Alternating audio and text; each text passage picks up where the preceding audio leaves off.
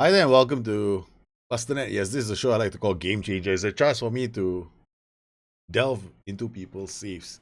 And this is a phenomenal save. It is a Leeds United save. It's a team that has been promoted into the Premiership and they have the chance to do something. So, Jonathan Johansson has sent me this save. And let's find out a bit more about the expectations of this team. The 14th in the Premier League, and basically, we're looking at a team that's relegation candidates, right? So they've just been promoted, and people expect them to go straight down. Now, when you are a newly promoted team, you got a lot of things to do, right? So you've gone out there, you've done the deed, right? So in the transfer market, you've used the money that comes as a nice payment once you get promoted to do signing. So you've signed some players. You signed Jamal Blackman, okay, who's a goalkeeper. That's not too bad. You got Sergei Samper from Barcelona for 1.7. This is an interesting purchase because he doesn't have a lot of tackling in him. He doesn't really tackle. He dictates tempo. He comes deep to get the ball. So if you're playing him as a DM, he's gonna be close to. He'll help your players circulate possession. Then he can play those long killer passes. Right from the back, he might play deep passes if his passing in his range is good. If his passing, his vision is good. So work rate is a bit low. Okay, worth trying, but more like I would, if I were to play him, I'll go like, okay, I'm gonna have to try him in a few games. I have to, suss him out because his acceleration isn't very good. So you can't really play him in a system where he's expected to come back and defend a lot. So how do you fit this player into a system? Here, you also brought in Andreas Samaris. Now this I like because he is very hardworking. When you are a newly promoted side, the most valuable trait you can find is hardworking. So you brought this Greek player in, and if it were me, he'd be starting a lot of games, and he'd be central to how I play because he could go up. He can go up the pitch. He's got decent vision. He's got fantastic work rate. He can pass the ball. He's definitely a player that adds something to the game. He basically is Mr. Reliable. Okay, he's very reliable. So I'm more likely to play him than Sergei Samper. Samper, I'm not too sure about him. So you've done three critical signings. Financially, you are smiling because you got 37 million in the bank. Very nice. Your youth team, you've got a lot of players with phenomenal potential. You can bring them through. You got Malik Wilts, who I'll definitely be playing. You've got Simon Pratt, another fullback. So these are all players that have a lot of potential in your team. So great. And then you under 18s, long-term players like Roger Rogerson. You got Craig Winter. So your Leeds team is set for the future. But here, be very careful. I noticed a lot of your players have a medical recommendation beside it because you really, really need to make sure that you are extracting maximum value from them, right? So, like here, half intensity. This is fine. You just drop it to half intensity. Here is half intensity. I mean, if you're gonna be going into a youth development save, then you really have to be hands on. You gotta when they finish the game, you have to actually check to see their physio recommendations, so you don't get them injured. So if the physio says half intensity, fine. The other way of doing it is making sure that their training is not overloaded. So the moment they finish a game, the next day you give them a rest in their training. So if you go to their training and they look at the calendar, so what do you do is they have this, you give them a rest after this match, right? So they got a rest, they got team bonding. So this is plenty of time for them to recover. So they are fine. So you could conceivably leave most of your players here in your youth team on normal intensity or double intensity. So I would just leave everybody on double intensity except those carrying knocks to see how they do. Then track their, to see whether they get injured. If they get injured a lot, that's when you give them either give them more rest sessions between games or you drop the intensity down to normal. So you want to manage their development. Here you got recurring injury with a tight thigh. So here you want to be very careful about Sam Morris. Now, of course, for me personally speaking, I would just be more worried about these guys than I am about this group of players. Same thing applies to the other three. So going forward, I think for Leeds, right, or any of these clubs, your infrastructure is going to be very important, right? So if I just got myself promoted, what I'll be looking at is making sure that I stay at the top of my game, great players come in because Leeds is a very reputable club, and you're gonna get a lot of fantastic players coming through the tiers. Leeds have always produced phenomenal talent, so you're gonna want to leverage off that, and this is something that you can do. So financially, if you look at your projections are not that bad because you look at your balance, is a healthy balance, 97 million. You have done pretty well, but you looking at, chances are you might end up having to develop and sell for the next few years if you want to become a real powerhouse. So for the next couple of years, you're going to be developing and selling. So you want to stay in the Premiership. You want to get into, you don't want to get relegated, right? How do you go about doing that? So if I look at your squad, we can do an analysis with a team, do it the old-fashioned way and go through all your team, or we can do a very simple way of doing this. You send me the save. I won't waste too much time, which is what I did. Actually, I didn't go a deep dive into all your players. I just went into your results. So I started looking at all your games. Against Chelsea, you played a 4-1-4-1 DM White versus another 4-1-4-1 DM White, which is like my 4-1-2-3, like the liquid systems. Right? And you played this game, you went toe-to-toe against Chelsea, but you couldn't come out of it. You couldn't control the match, right? And you ended up losing this game. You can see the number of shots they had. They had a penalty. So if you track this back, look at the highlight here and we play this, we'll see how the penalty happened. Runs inside the box, you guys couldn't handle. You guys are not handling inside runs very well. Against Spurs, very nice result, 2-2. Again, we're looking at the numbers. Leeds United attacking, one clear-cut chance, they had none. And now we look at the goals. Did okay, crossing into the box, Robert scoring another goal into the box, you scored, and then everything goes pear-shaped. Right? You can't defend inside the box, they score from outside the box. And then they cut again here, there's this gap. Do you notice this is the thing that I don't think people notice in the game. This gap. See how the gap between your midfield and your backline. This is the gap that most people don't notice. This is a very dangerous gap.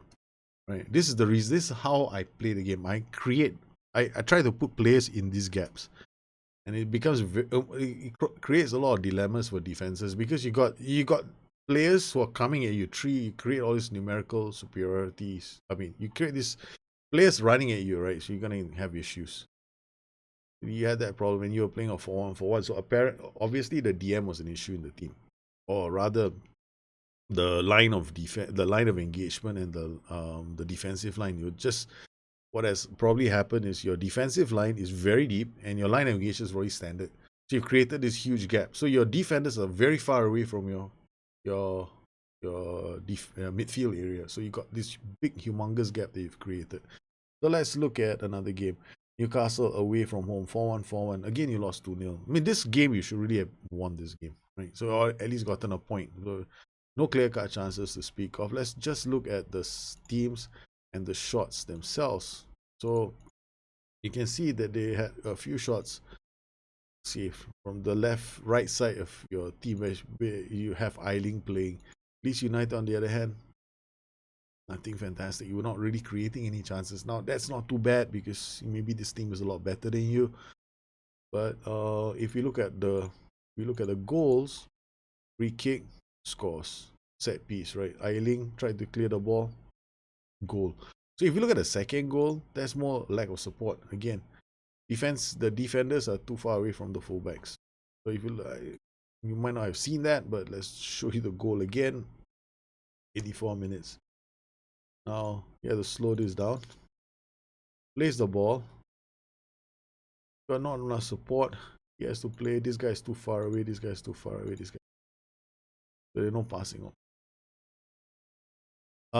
Now we got another match that you should have won. You play against Crystal Palace. Here, again, I know. Watching these are painful. If it was me, somebody was going through my games, and I'm like, what the hell, man? I know I already lost. Why do you have to keep showing me all this? Just tell me how to win. Okay. So we got Wilson. Here again, you're defending. Notice how deep. I mean, this got nothing to do with your defensive line, right? So this is just a clearance, and then they score again. Unfortunately, not so good. You won 2 games. That's not too bad. But West Ham and Leicester, this has been a false dawn. I don't know. Because after that, West Brom, Man City took you to the took you the cleanest 3-0 defeat to Man City. Again here, Man City had no clear-cut chances, 5 on target. You did a reasonably good job of keeping them at bay, right? Reasonably good job, but they managed to get all these chances inside the box. Now, here, what I'm more interested in, if I was playing this game, or is this my team, is exactly how those goals came. Right, so here got Blackman kicking long, can't clear, the gap again. Now, one more time, we shall see this. There we go. This is what I do not like. This is your defensive line. This is caused by your defensive line. Your defensive line is way too deep. So because your defensive line is way too deep, they're too far away. So they create the midfielders they got no chance to support your back line. Bang. Boom. And you see the midfielders all like, oh God, there's a ball. They got it behind us. And then you can see the goal. So this is the problem. I haven't even seen your tactics. I mean, I've seen your tactics. I already played the game. So I saw your tactics and I was pretty certain it was caused by that. And then the guy started to see, boom, another goal. So didn't look very good. And then we played, then you started playing with a 4-4-2 and a 4-4-1-1. And things weren't looking good for you there as well. But you did manage some wins, right? So you've beaten West Ham, you've beaten Leicester. You've done such a good job. That's fantastic. I mean, like, you were expected to go down. You had 8 wins. That is impressive. You see, the issue I have with this save is when you are a lower league, when you're a team that's an underdog, you want to have a hell of a lot of draws. Basically, you want to make yourself difficult to score against. Don't worry about winning games. Make yourself a nuisance to score against. You know, teams come up against you. They find it very difficult to score.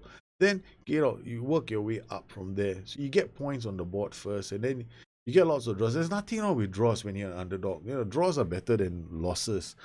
Then you don't have the pressure, because if you get like 15 draws in a season, then all you need is like 5 to 6 wins to stay up, right? But if you lose, like, you only get 2 draws a season, that's 2 points. Then you need 40. Then you need to win something like 10 games just to stay up. So, or 8 games just to stay up. So there's a big difference that draws can do for you. They make, and especially against teams like Chelsea, Liverpool, City, Spurs, Arsenal, United. These are strong teams, and if you have a nice shape that's very hard for teams to break you down. Then you can be hitting teams on the break. How about your training now? I've gone into your training calendar. So far, everything looks okay. You're not one of those. You have reasonable sessions. Yeah, you look like mine. Some of them. Yeah, at least you've done your own. So this is cool. You've got a direct counter attack for 1 minute. Now this is something that you wanna be careful of, right? You got playing Everton, so just make sure you have rest in between the match, just before you play Brighton and Hove Albion, right? So you want a recovery, rest, and there. Now, as far as your training are concerned, let's just pick one of your players and see what you've done. You got Sergei Samper here. Let's go to his training and development.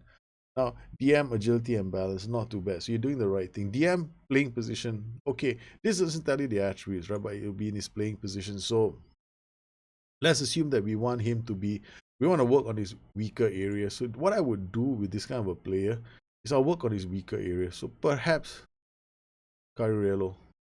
Right, so as a Carrillo, you work on passing, tackling, and technique. I don't think his acceleration is going to go up any higher. His pace is 11, acceleration is 9. So it's not some players are just not born fast. Okay, so we work on the rest of his playing abilities, so he gets a bit better in time. And you can do agility and balance. So this is more focused. You actually know which attributes you're going for. I mean, there's nothing wrong with doing playing position, right? But I'm a bigger fan of being specific with my training. So I've got this guy Malik Wilkes, especially when it comes to my youth players. So here I can see that you've done that deep line forward support. So you do choose who you want to do it with, which is perfectly a good move to do, especially if it's a player you're not sure of in the early days, and you're not too sure where he's going to end up. This is not a bad training program, deep line forward and support, because you're working on strength, balance, then you're working on teamwork, vision. That's good. These are all attributes that you can work on. So kudos to you. You've done a good job with training. So basically now we'll just take a look at tactics. So tactically, let's look at all the 3 tactics you're using. 4-4-2 custom. This is what I suspected. Lower defensive line. This is the reason. You see, okay, it's really simple, right? If I move the defensive line, notice that the defense and midfield come closer together. the gap between them is gonna notice much lower defensive line. There's a humongous gap. Now you go up, the gap closes, and your defensive line is not so far away from the field. So now my advice to most people is to play on standard or play higher. Don't worry about this. The mistake most people make is the line of engagement. Now the line of engagement is people are just not seeing it, right? You can play with slightly more urgent. Let's say if I do this, what have I created? I've created very shallow banks, but what's going to happen is we're going to draw teams right into our half, most likely near our 25-yard line, maybe even near. We're only going to try and win in front of our goal mouth. This makes us very vulnerable to a long shot. This is near our 25-yard line, so it's inside our own half. This is near the this is near the halfway line. This is inside the opponent's box. This is like the moment they get the ball, we start pressing them. Of course, this creates a lot of gaps. So you can play with a standard line of engagement, a higher defensive line. So basically, your ploys aren't that slow, right? You got 10, 11, 12. Yeah, give or take a few. You might want to take a chance with some of the players. Attacking mentality. And overlap. Okay, this overlap instructions are really suicidal. Okay. So this is a really suicidal set of instructions because your overlap is just going to push these players high up the pitch. So you got all those gaps opening up, and the gaps are going to open up. Ball winning midfielder can work if you got the right kind of player, and there are not a lot of these players in the game at the moment. So if you quick pick, your best option here, they're going to give you a Shackleton. So the moment you see players like this come in, you know you cannot use a ball winning midfielder because you don't have a player here good enough to play in that role. So if you put Samaris in there, all right, let's put Samaris in there. Okay, he might not be too bad, but is he fast enough? Does he have good decisions? Maybe, but he's good. Question is, he'll have to play with Samaris and Semper. Probably these are the two, but then the problem here in this setup is Semper will not do a lot of tackling. So we're going to depend on Samaris because Semper's bravery is only 9. So it opens up this whole entire flank. So now you got an overlap going on over here. So this guy is going to go higher up the pitch. This guy is going to run away. So you got these two guys who are not going to be around. So Semper's got bravery off, low bravery. So do you think Semper's going to cover the flanks? No. This becomes a weak system. So counter press is fine. But when you see counter press, 1, 2, 3, 4. These are all the guys who are going to counter attack. But these are the guys doing the counter press. So you can imagine the pressure that's going to be on your players. Attacking, not necessary. You want to do a direct counter-attacking system, you can play on positive as well. You can start on positive. But these roles and duties could work. You can still maintain it. But I would definitely remove the overlap first. Right. Play our defense. Or if you want to do a counter, pass into space, early crosses. That's it. Bang. And then here, fullback attack is going this way. Cross aim near post. Can work. Sit narrow, tackle harder. These are fine. Then I will just play it like this. That's just how I play my 4-4-2. Now the second 4-4-2. Right. Now I'm not recommending the use of 4-4-2. I'm just fixing the 4-4-2 that you have. So this balance, counter, regroup. This is not too bad. This is a hang on. So this is supposed to be a custom direct counter attack. I don't know which one of these is a counter attack, but this looks more like an attacking system than a counter attacking system. So here, roll it out. Oh god. No. Don't ask your keeper to roll it out, especially if you are expecting the team to be sitting back and having a lot of issues. What you want is actually the goalkeeper to become a sweeper keeper. Now he might not have. He has decent kicking. He might not have great vision. All right, that's okay, but he can kick the ball. Right, so I would. You also have a long throw to start counter attacks. Now in this particular case, because of his player trait, throw it long. So instead of rolling it out, you play to his player trait. So he can throw it long as a sweeper keeper. So when he gets the ball, he can start a counter attack with his arms because that's his strength. Right? So you got this another counter regroup. Now here the defensive line. This is suicide. You just go up here. Right? You want to do this. You can play the standard defensive line, lower line engagement, or higher defensive line. These are basically the two centers for counter attack. Right? You don't have to go all the way down to this. Much lower defensive line. Because the moment you go much lower defensive line, your line of engagement has to be much lower as well. Then you can, you got support for your players, but then this doesn't make you very attacking, does it?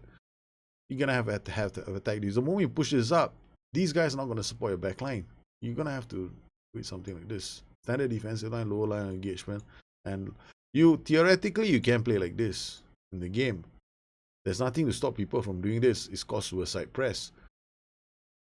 Players are gonna run all over the pitch. Work rates are gonna have to be high. So it's not easily done in the game. So I don't really recommend it. I don't really explain it to people as well. Stay on feet. You can remove this if you want to play a game where you wanna soak and hit. Right?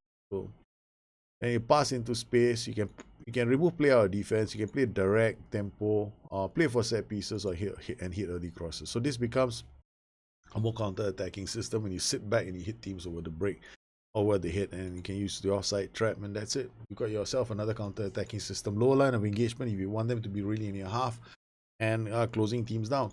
Then what you do is you ask these players to help out with the close cross aim, mark tighter. Yeah, this can work. Mark tighter can work. Then you do this can work. This can work. Yep. This can also work. So you've got a second tactical system. And then the third one that you had, this is the one I was worried about. If your team, again here, this is too low. You want to play it like this. That's all. And use offside trap.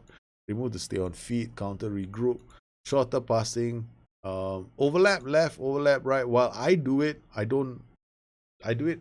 This is a bit risky for your team. If you want to do an overlap left, you can do it with this guy.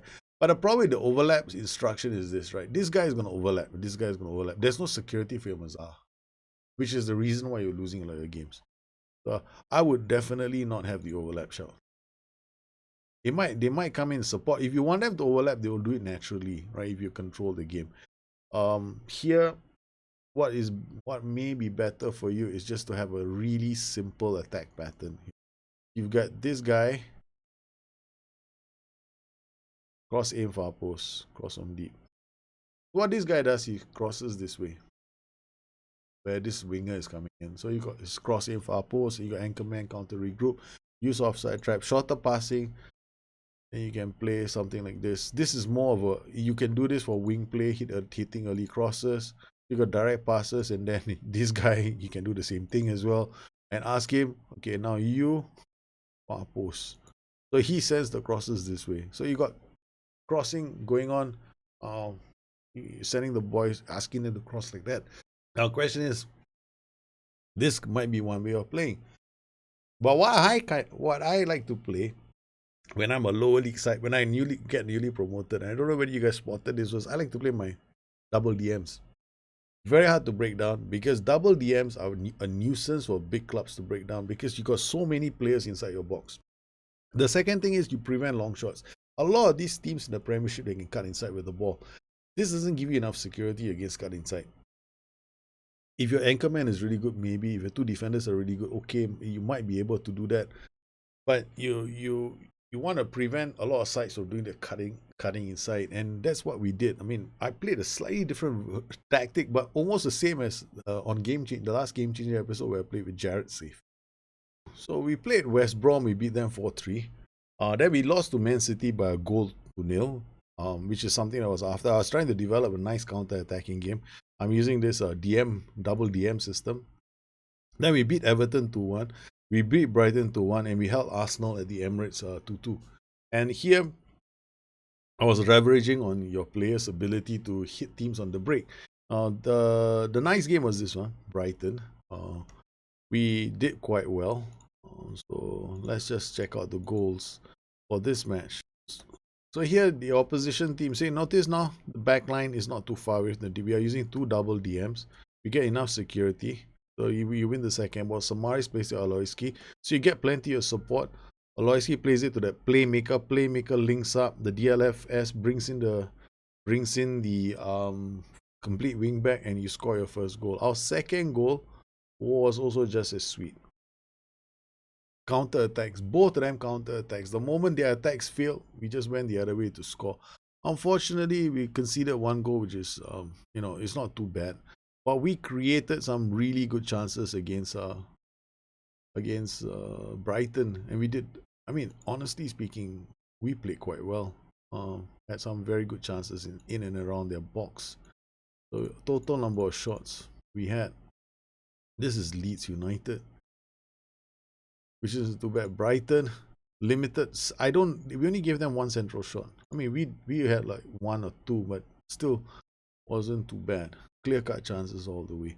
Now against West Brom, this was a bit of a crazy match, right? Because I think I had lost the plot somewhere in this game because I became too invested in the save.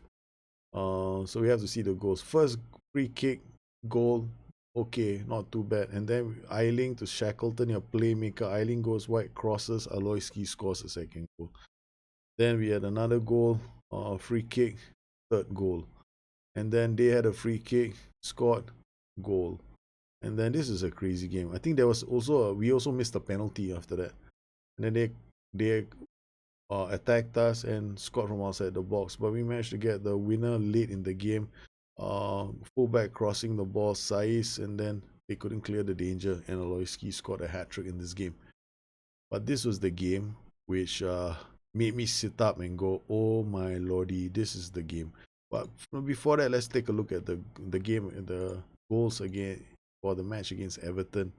Again, this one 44%. We had one clear-cut chance, quite a few inside the box. They scored from a corner, which is a bit of a disappointment. But then we built play up. Look at this, right? Aloyski running. You got this options. Plays the ball to Dallas. Dallas scores the first goal for Leeds. And then Aloyski from deep plays it to Dallas. Great attack, direct into space, and we beat Everton 2-1. But this was the game where everything went through the roof for me because I was shouting at the monitor because I thought this was the match. Okay, the thing here is your playmaker, Jamie Shackleton. Jamie Shackleton had the game of his life, and I have to drag it back because you have to see it from the goalkeeper. So goalkeeper plays out to Cooper, Aloyski, Roberts. There's a failed attack. Then he'll go back to the keeper again. We have some of these goals that are happening because we pull the team out of shape by drawing the team in, and it's been working quite well for us. So here I think this is not it yet because I want to show you a bit of how your team defends. That's okay. Yes, you can see the defensive line isn't very costly. So you're playing at a high. A lot of people make this mistake with the defensive line, thinking in order for them to be counter attacking, they have to play with a deep defensive line. This is where you start. This is where Shackleton started. Plays the ball, plays it to Douglas. Douglas plays it by Shackleton. The Shackleton holds it up for Aloyski. Shackleton, the playmaker, then he decides to go on a run, ball by himself. Plays it out to Dallas, and watch what Shackleton does. Gets inside the box, score. I was like, a fantastic result. And then unfortunately for us, they had a throw in. Of course, I didn't set pieces up. These are default set pieces. Then they scored a second goal, and I thought by then the game was over. Somebody decided to prove me wrong with a fluke of a corner, so we managed to escape with a point against Arsenal. But the set pieces were all default set pieces. There's nothing new here. But what we wanted to create was a team that's really hard to beat. And what did we do? Here we got unlike Jared's Gamechanger, say we actually has a target man. I don't cross aim target man here because you don't have one. So we asked these two guys to mark tighter. These are all defaults. Nothing different here. Okay. And then we got closer more, tackle harder, mark tighter on the front three. So we play on positive or balanced. Play our defense pass into space, counter press, and a higher defensive line or higher line of engagement or standard line of engagement. So sometimes I start games and I start on standard line of engagement because I want to be a bit more compressed to make it really hard for teams to get around us. But sometimes they are attacking us a lot. So what I do is I normally push the line of engagement a bit higher, so which is what we did against Arsenal, right? We needed to get back into the game, so I went to a high line of engagement and tried to get back, and we did. Albeit it was off a corner. But here with this setup, you probably, if you're thinking of overlapping, is definitely an option.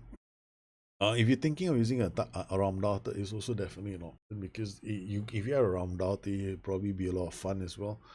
And we're using a complete wingback because there's a lot of freedom on this flank. We definitely can allow this guy to bomb forward because Ailing, he has got the ability to bomb forward. He gets forward whenever possible. He's going to do that anyway. And then you've got crossing. He can cross the ball. He can deliver a deadly cross. and he's not slow, so he definitely is a. Shackleton, we played him here. He's having the time of his life. He's a youngster. He's just going to explode in this role. He's going to be phenomenal as a playmaker. He's just doing a lot of crazy stuff in this game. And when you use him as an attacking playmaker in the middle with that combination of traits, long range passes and like switch ball to other flank, he's going to be very hard to stop. So this is how I set it up. And yeah, I think that this is definitely an option for you going forward. As far as the other tactics are concerned, yeah, you can use them with the tweaks I recommended earlier. But here, if you want to make yourself hard to beat, I recommend using a counter-attacking system like this. This is a counter-attacking system. Doesn't matter what mentality you're playing in. What's going to make it more counter-attacking is going to be the first up. We're mixing a bit of counter-attacking and possession here. Counter-press is more a possession orientated. So when we lose the ball, we want to try and win it back. So we always put the opposition on the back foot. If you go regroup, there's a hell of a distance they have to cover, right? Just to get back, because these guys are DMs. So the rationale behind using counter press is simple. You're going to be forward anyway. Let's try and win the ball instead of running back. Because if you're running back, we might be out of position. So they might score. So this is the rationale behind using counter press here. So it makes a bit more sense. Pass into space. You can go direct for some of the games. You can also remove play out of defense if you want to, but I like play out of defense. It draws teams in and then makes them vulnerable to the diagonals and the opening the space is opened up. It makes them very vulnerable to attacks. So these are options that you can go with, including hit early crosses. Now sometimes I might even do this against some teams. Keep it simple, right? The teams are very attacking. Like Man City, I was actually playing like this. I started the game like this. Hit early crosses, pass into, because I was hoping that the space would open up. It didn't against Man City. So Man City they just kept getting the ball and kept coming back at me. So what I did was I did this then. I dropped my passing directness to standard. So I started keeping the ball a bit more effectively. So look, if I'm not going to be able to use the ball effectively, I'm just going to try just keep the ball and try and get them to win the ball back. So at least yeah, we might be able to score, but at least the longer I keep the ball, the less they have of the ball. You know the logic behind that. Whether it works or not, I don't know. But counter press regroup is not a bad option, right? So sometimes you can use that counter press. I prefer that in this setup. High defensive line or standard line engagement. This tactic. Well, I hope you enjoyed this additional game changer. If you have any questions, please look me up on Twitter at Bustthenet or addicted2fm.com. My website. Once again, I want to thank all my patrons for their continued support of this channel. You make this kind of shows possible for the rest of the community. You guys take care. Have a good one. I'll see you again soon. Bye-bye.